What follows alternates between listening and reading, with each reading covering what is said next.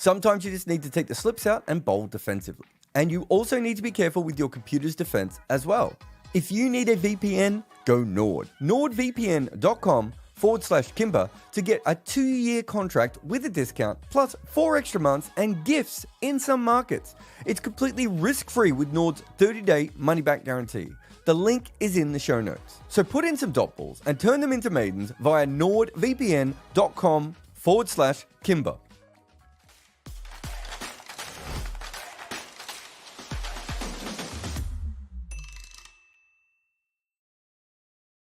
Welcome to the Scoreboard. 90,000 fans screaming, cheering, demanding MS Dhoni to get the net run rate higher. Isn't that what cricket is really about? Or maybe it's more about Bangladesh stealing a win against the Zimbabwe team who refuses to pick anyone who can bat. Or maybe it's about Pakistan being stuck in a par hell of their own making and letting Ireland have one of their biggest home wins ever. I'm not sure, but there's a lot of cricket that went on today, all at the same time. Gave me a bit of a headache, but here we are. This IPL game, though, was much more about the Gujarat Turtles snorting rocket fuel and making a really good total. You could argue, if you wanted to, that they still didn't quite go on and put in the kind of total that automatically wins that game. But they certainly got themselves close enough. And considering how they've been batting, it would be grossly unfair to have a go at them because they actually managed to score runs in the power play, which I didn't even know they were allowed to do. I just assumed that was against their constitution as a club. Sai Sudarshan has been let off the leash. Isn't it fantastic that the real Sai Sudarshan is standing up? We got a single finger score. That is quite sad. But great to see him make 100 and batting really, really well. And of course, Shubman Gill, who probably played this innings a little bit too late to get himself into the World Cup squad. From a Chennai perspective, Deshpande and Shardul bowled great. And usually, how often would they bowl great and you don't win a game? Like that combination is kind of the riskiest part of Chennai's bowling. And sadly, everyone else got absolutely smacked around. But their batting, whoo, they managed to collapse without really slogging. Do you know how hard that is? Imagine chasing 230 and thinking to yourself, the one guy who's going to put a dent in this early on, let's run him out. Let's get that cheeky single because that matters a lot. What was Rahane doing? The whole thing. Eventually, Daryl Mitchell and Moeen Ali batted pretty well. Actually, both of them started a little bit ropey, but I thought they came good really, really well. But at the end, it was obviously more about the net run rate, as they were always a little bit too far behind. Well done to Gujarat for finally finding a pulse when it was kind of too late, I suppose. And Chennai have 2 tough games ahead of them to make the finals. This was an absolutely savage loss for them. The difference between 7-5 and 6-6 at this time of the season is so huge. And that was one of the 3 games, well, probably the easiest 3 games left that they had to play on the schedule, right? And yet, despite how tragic it all was, here they were playing away from home and being cheered as they were running for getting runs at the end that didn't matter. It's a weird sport sometimes, this cricket, and how we choose to celebrate it. Anyway, if you want to ask a question, obviously the best way to go is always via the Super Chats. But any questions are also welcome, but Super Chats are the ones I can't ignore because they come up automatically. But let's start with the scoreboard, shall we? CSK's runs per over by phases. I thought this was good. I thought Mitchell and Moeen Ali gave them a realistic chance of winning the game after whatever that was. They kept it going. It just obviously sort of died out towards the end there. But that was a really good partnership. And it's interesting because Mitchell hasn't really batted like that all that much this year. Moeen, it kind of feels like they don't even trust him as a batter sometimes. And he showed why he's still very useful in that way. Obviously Dhoni's strike rate here is kind of beyond, doesn't matter, but it was lovely hitting again. Mitchell and Moeen I thought did get stuck a couple of times, but the sixes off Noor Ahmed were probably, if they were going to win the game, that might have been how they did it. Not by going over Noor Ahmed, but by changing all the plans that Gujarat had, but unfortunately that didn't last very long. And is Mohit back? Probably not, but there's no doubt that he bowled a little bit better today. I think the issue is still, and this has to be their strength, and it's not, and so they're going to have to break it up for next year, right? And I don't know what you do, because that's the Indian player, that's the high paid player, that might be the future player. It's a really, really awkward thing. I thought Tyagi bowled with really good pace early on. He's a little bit one-dimensional, but he was certainly getting the ball through. And Umesh was swinging the ball, and when Umesh swings the ball, he's fun. Probably not to face. But let's have a look at the more interesting innings. Gujarat. Obviously, this is the standout, but I thought this was remarkable. The amount of runs that they got in the first 2 or 3 overs just didn't even feel like it was a Gujarat game, right? It felt like it was some other team had gone out there batting for them. Really good start. But that is where I suppose, even if they'd got a good start, I would have expected them to gear back, and they did not. They went out there and did really well. The disappointing thing for them as a team is that the disappointing thing for me is I pressed the button, is it did actually end up really bad at the end. So what could have been a 250, 260 score, which would have won this game, meant they still had to fight for it with the ball. Didn't matter because Chennai collapsed at the top and gave them the victory. But 230, if Chennai hadn't have lost 3 wickets in 4 minutes, actually probably could have been chased. I mean, I think, Mitchell, Moeen, and MS Dhoni and even Jadeja showed that at the end. So it still could have come back to bite them, but that's not the top guy's fault, because they certainly put them in a great position here. Gill striking at 189. It's the kind of innings that Gill can play, right? It's funny, he's so good at one-day cricket, and it hasn't quite translated perfectly for T20 yet. But he has the ability to be probably a sort of David Warner type player. Someone who is an anchor technically, but has a strike rate of someone much quicker than that. So it gives you a lot of boom. Sudarshan, I think no one's ever done more for Sai Sudarshan's career than I have. But if you look at what they're doing now and they're opening with him, it actually makes a lot more sense to the way he bats. And so if he can handle the power play and the seam is in the power play, which he has been quite well of recent times, it allows him to get to that 14, 15 over mark already with a huge score on the board. And the other thing is that because I think was this the second or third time he started a lot quicker, he's not putting that same pressure on himself that he used to put on, right? Where ridiculous before, where he would put this incredible amount of pressure on himself because he would get to about 24 off 20 balls, and then he had to start scoring a lot quicker, which usually ended up with his wicket. Whereas now he's consistently scoring quicker, and he's actually putting pressure back on everyone else. Unfortunately, these two didn't quite come off today, but, sometimes that just happens. There's not much you can do about that. This is Gill and Sai's progression today. Thought it was really interesting that how fast Shubman Gill started. But you can see here that Sai's pretty quick as well, and then comes back into this area. That's kind of probably the back end, perhaps, of the spin bit there. And Shubman Gill kind of levels out around 2 runs a ball. The one issue with them both batting together, excuse me, is perhaps that neither of them have a true 6th gear. Although Gill should have. But yeah, that might be a bit of, if you look at someone like Faf and Virat batting together, we know that Virat's going to anchor and Faf's going to go a little bit harder. But you also know that both of them can probably access the 6th gear if required. I wonder if this partnership long-term doesn't. But the other way of looking at this is, surely if you now have 2 Indian batters that can average 35 to 40 in an IPL season, hopefully for the next 5 years at least, certainly till the next mega auction, do you not just stack your batting around that? That was rhetorical. You definitely stack your batting around that. Shubman Gill in the IPL this year. So that sort of run there is a bit awkward.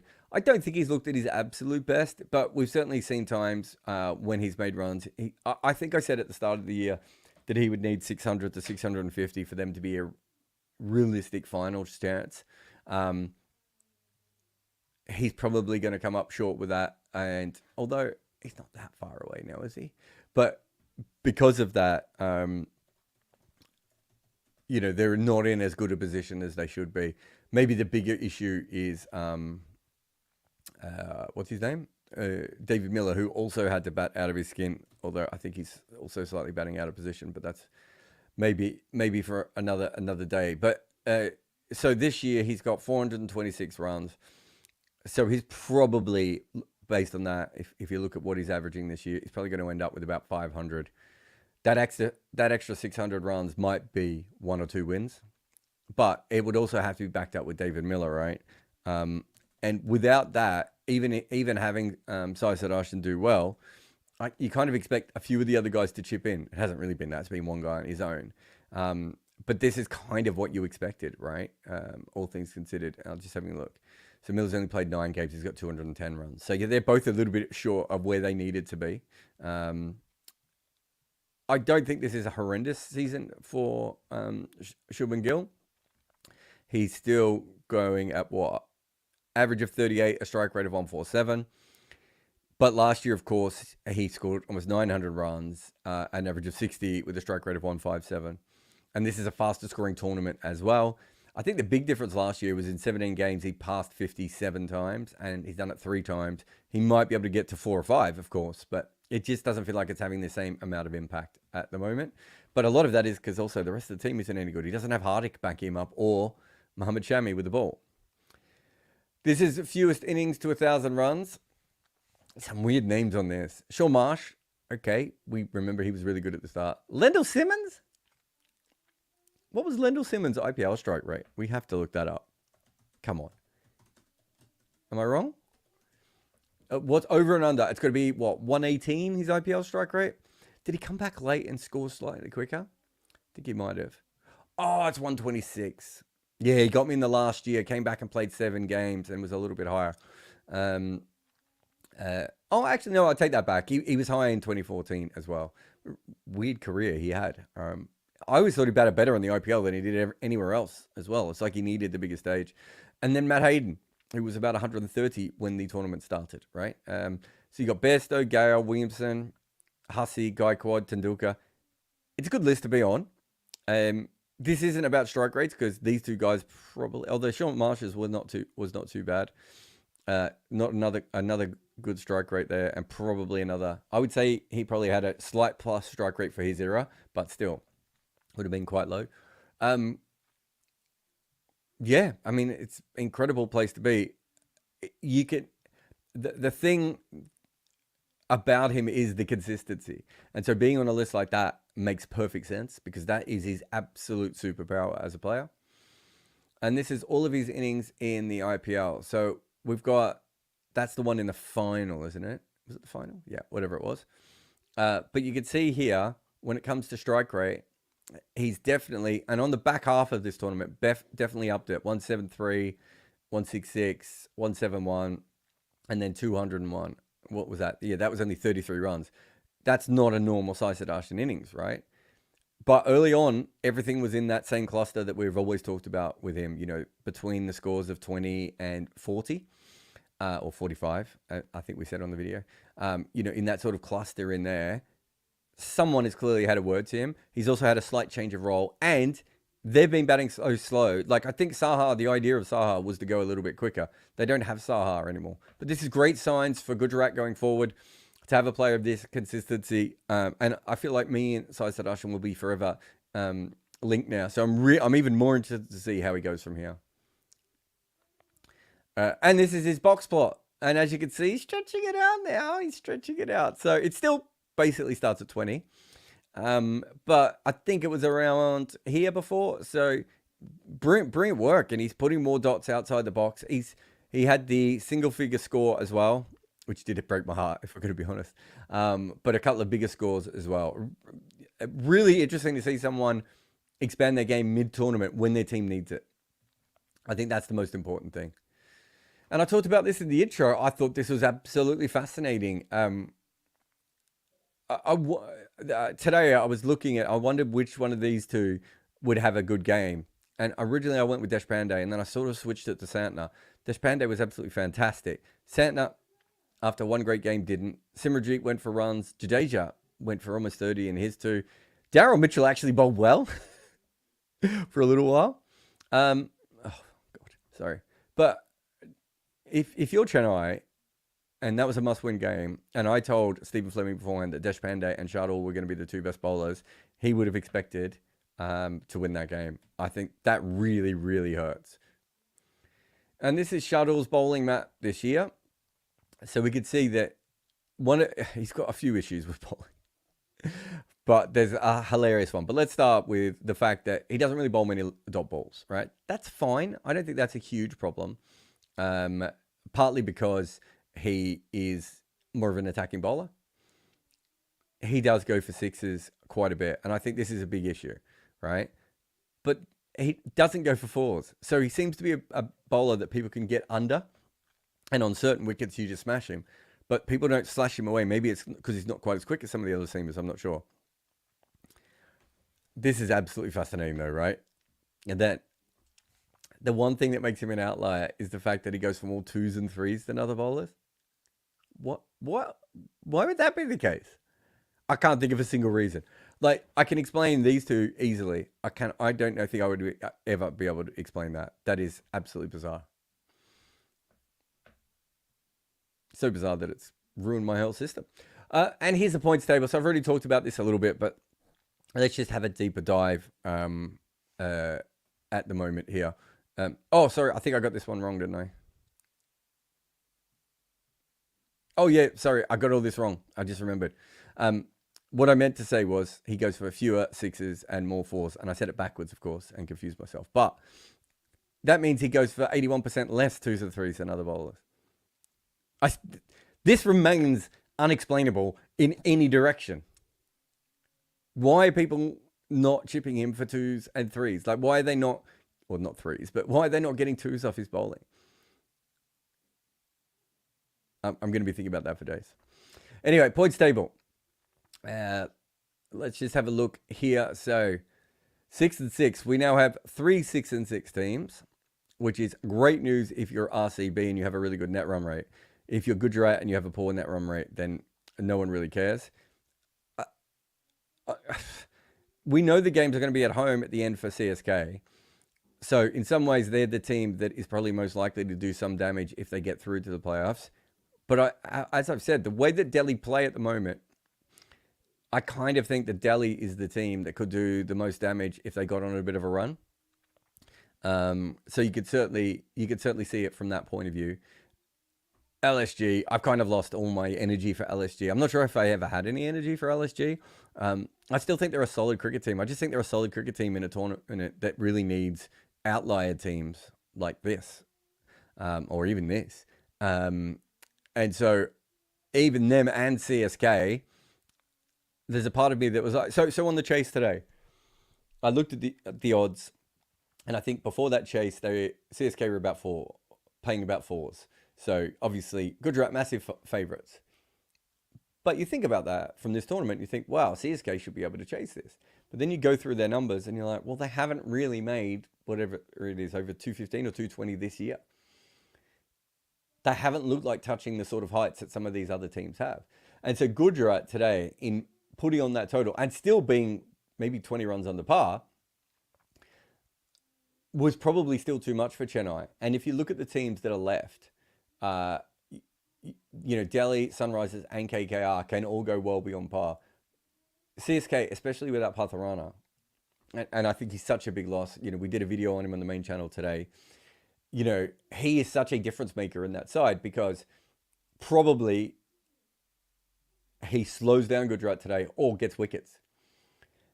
Probably both, looking at how his tournament has gone this far. That would have been a big difference maker in a side like this. And now they don't seem to have that business maker. And of course, Mustafiza as well was bowling for Bangladesh today. And probably should have won the game in the second last over, except the ball went through Shakib's hands. But that's for another day. But yeah, so that's where we are. Gujarat have now won 2 of their last 5, which is exactly what CSK have won. They're losing all energy there over there. Anyway, That's the end of the scoreboard. Let's have a quick break, and we will be back shortly with more of your questions on, I suppose you can ask any of the 3 games. I feel like I watch all 3 of them and also none of them, which is a big part of my life, if we're being honest, is watching a lot of cricket and sometimes feeling like I haven't watched any. Remember that cricket is a funny game. 100 years before we protected our head, players looked after their groins. So don't be as stupid as old cricketers. Protect your computer now. NordVPN is the protection I use when facing cyber shortballs or when rights issues try to dismiss me. Geo-block so you can watch all the cricket you want. Grab your NordVPN deal by going to nordvpn.com/Kimber. Support us on Patreon. Join for exclusive perks like AMAs, live calls with me, and a vibrant Discord community. Enjoy ad-free content, early podcast episodes, and access to my emailer. Plus behind-the-scenes stuff. We've built our channel on Patreon support, so a huge thanks to everyone who has helped. In cricket, I don't believe in momentum. But when it comes to my social media videos, I like Memento. Its AI listens to me so that I don't have to. And then it can chuck in GIFs and subtitles and make it all fit all the different kinds of social media sizes. Memento does it all. It slices, it dices, and it resizes all of your hottest takes, your coldest facts, and your weirdest vibes. Grab it today and make your content start smashing the ball all around social media. All right, welcome back. Let's get to the comments here. Box says, Virat stopped playing cuts and sweeps for red ball cricket, which hurt his white ball game. Are there other examples of players sacrificing one format skills for another? Yeah, things happen all the time. You get players who, who make changes to their career. And because they're failing technically, and then that bleeds over. So we've seen it with Johnny Bairstow is a perfect example of that, of someone who's had to change his technique at times for Test cricket and at other times for limited overs cricket, and that has caused him problems. So it's quite common that we see those sorts of patterns happen. Sometimes it improves it though, so you can't have it that way all the time, because there are other times when a batter will start picking the bat up differently, and that helps them hit more fours as well, even though that's not why they did it. They did it because they were struggling with nicking off or whatever it may be in a Test match. So these things definitely go both ways. So I said Darshan has become a high standard deviation player after you made a video on him. Yeah, I mean, we talked about it a little bit in the show, but I just wanted to sort of double down on it a little bit of why when you look at role, so they've been trying a makeshift opener. They've been batting him in a position where he comes in that 4/5 over, and that kind of, it's possible they also gave him a particular role to play, especially last year when Shubman Gill was scoring so much quicker. The season has fallen apart. So my guess is that on top of the fact he's still basically doing the same thing, but earlier, and then longer because he's coming in earlier. So he doesn't have to start slogging the seamers at the end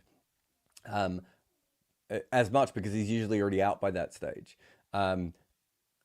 He's very different, but he's got more runs on the board. But the other thing is that there's no doubt they've changed his role because of how they're playing, right? Saha was supposed to be their pinch hitter. Don't think if they tried anyone else up there. I don't think they've had anyone else opening. I know Shah Rukh Khan came in first drop in one game, didn't he? But yeah, so with that in mind, right? So once that hasn't worked, they've clearly had to change their way. And that, I think that makes sense. Also, he's probably, if I was a coach, I would have said to him, you can expand this. You're doing the tough bit. And that was sort of one of the things I was saying in the video. He was doing all the tough bits, but it was just that next level that he needed to unlock. And I think taking a little bit of pressure off himself by scoring quicker has been a huge part.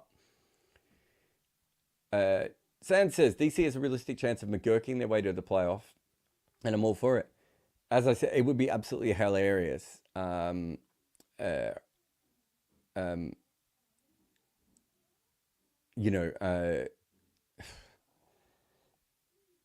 It's not as if this was all planned and they knew what they were doing. If they knew what they were doing, they would have McGurked earlier. If they knew what they were doing, they would have got McGurk at the auction, right? This is all by accident. And so it does show you how random some of these things can be. And, the McGurk, it sort of reminds me of like, Jeremy Lin for the New York Knicks and those sorts of things where sometimes you just accidentally fall into something and it works perfectly. And they definitely could make the finals. They could be dangerous in the finals. I think that's the more important thing. If they do make the playoffs, they could be dangerous there. Amog says, is it only Indian batters that slow down as they get close to 100? Is stamina a factor? It's not stamina. I mean, there are certain innings where it can be stamina.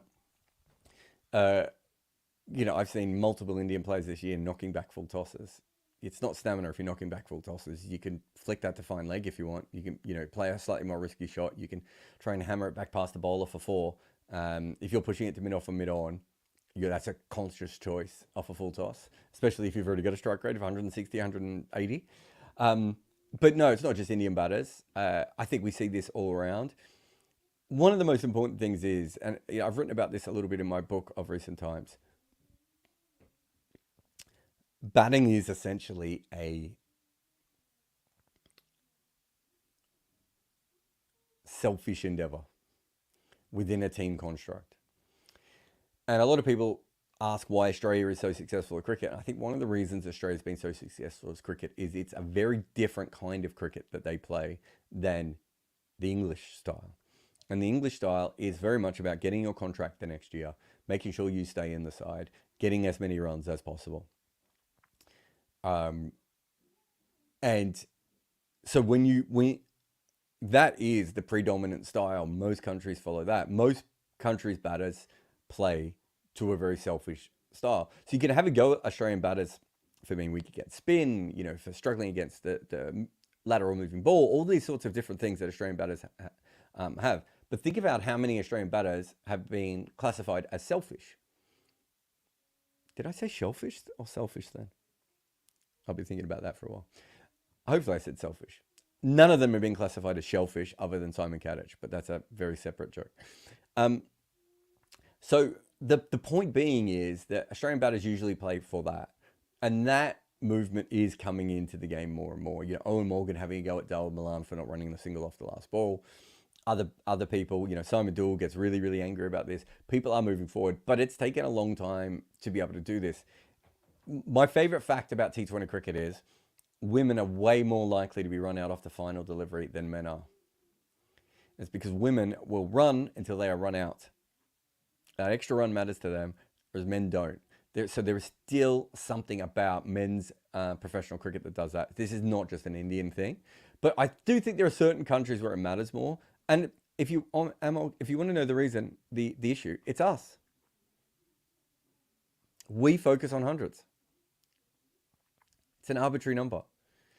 100 is worth exactly 1 run more than 99, and we have never treated it that way in our sport. And so batters are conditioned to think about that, and because of that, they sometimes slow down.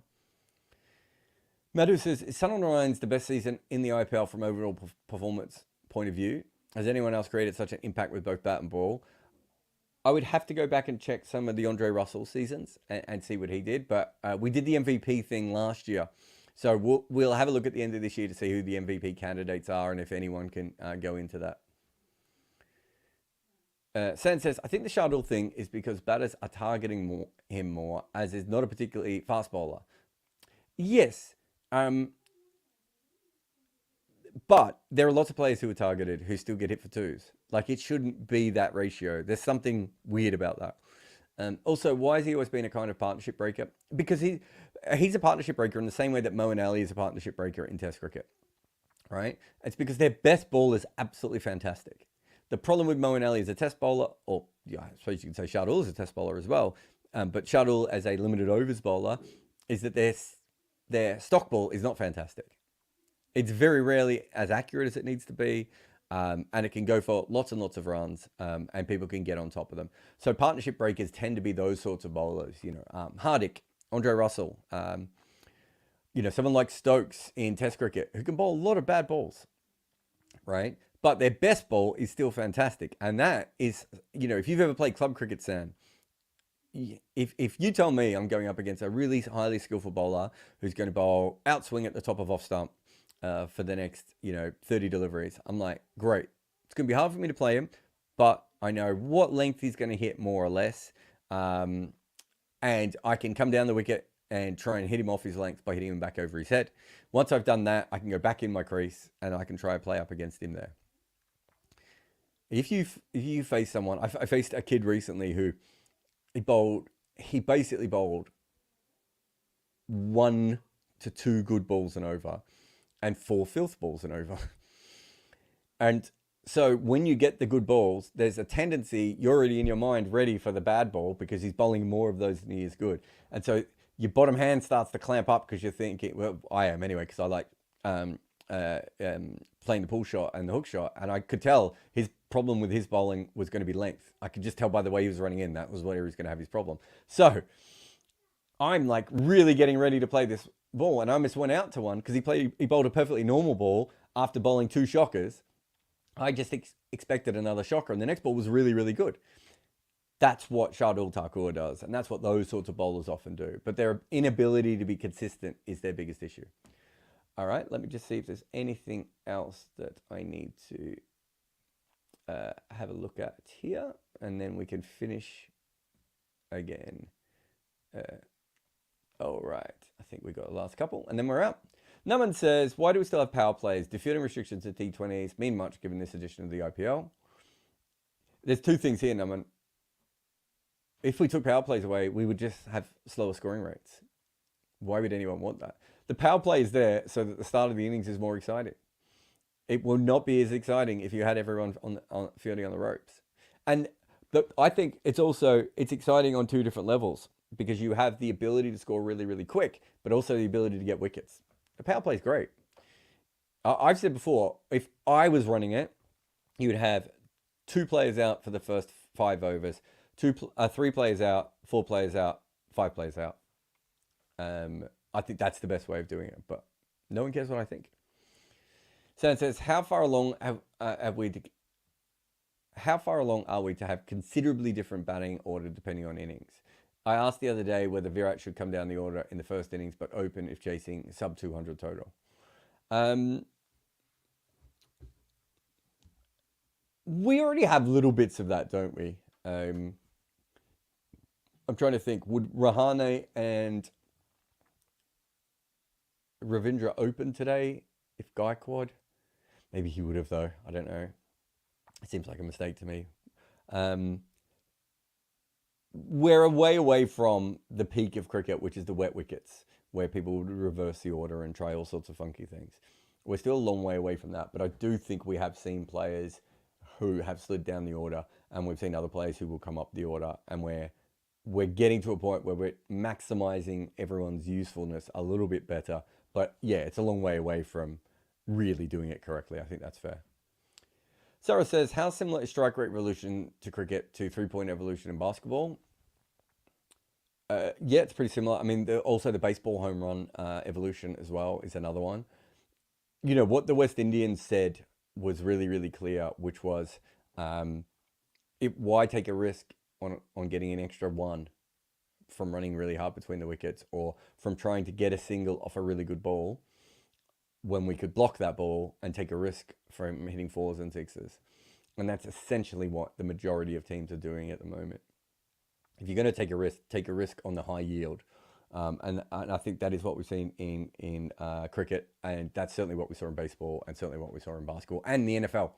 So there's a few different sports that have looked at it that way.